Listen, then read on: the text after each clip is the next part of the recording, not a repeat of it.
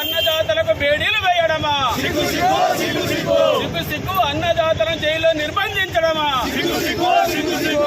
సిగ్గు రైతుల భూములు బలవంతంగా గుంజుకోవడమా? చెప్పండి సార్. అబద్ధపు హామీలతోని గద్దెనెక్కినటువంటి యొక్క కాంగ్రెస్ ప్రభుత్వము రేవంత్ రెడ్డి గారి యొక్క పాలన తెలంగాణ రాష్ట్రంలో జరుగుతున్నటువంటి అకృత్యాలు, అరాచకాలు, పేద హరిజన గిరిజన దళిత వర్గాలపైన జరుగుతున్నటువంటి యొక్క దాడులతోని నిరసించినటువంటి తెలంగాణ ప్రజలు మరి తెలంగాణ రాష్ట్రంలో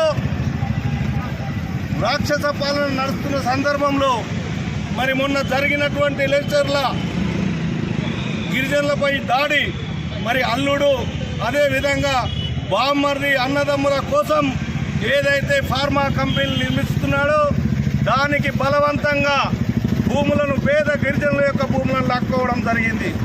ఆ సందర్భంలో అక్కడ ఉన్నటువంటి యొక్క గిరిజనులు మరి ప్రభుత్వానికి వ్యతిరేకంగా తిరగబడడం చేత వారిని దౌర్జన్యంగా లాఠీ చార్జ్ వేయడము, జైల్లో బంధించడం జరిగింది.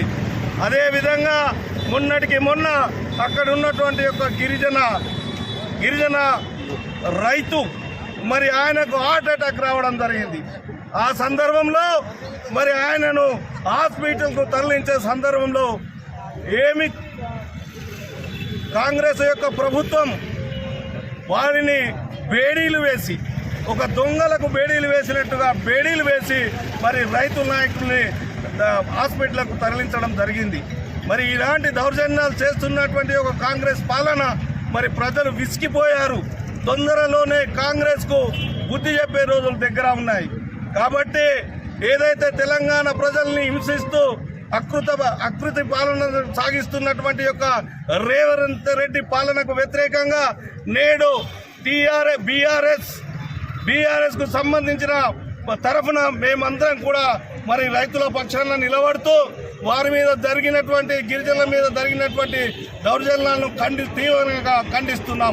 మెమోరాండంను మరి డాక్టర్ బాబాసాహెబ్ అంబేద్కర్ ఏదైతే రాజ్యాంగ నిర్మాత ఉన్నటువంటి బాబాసాహెబ్ అంబేద్కర్ గారికి విన్నతి పత్రం సమర్పించడం జరిగింది. తప్పకుండా బాబాసాహెబ్ యొక్క ఆశీర్వాదాలతోనే ఈ యొక్క రాజ్యాంగము అమలు జరుగుతుందని చెప్పి మేము నమ్ముతా ఉన్నాము. జై తెలంగాణ.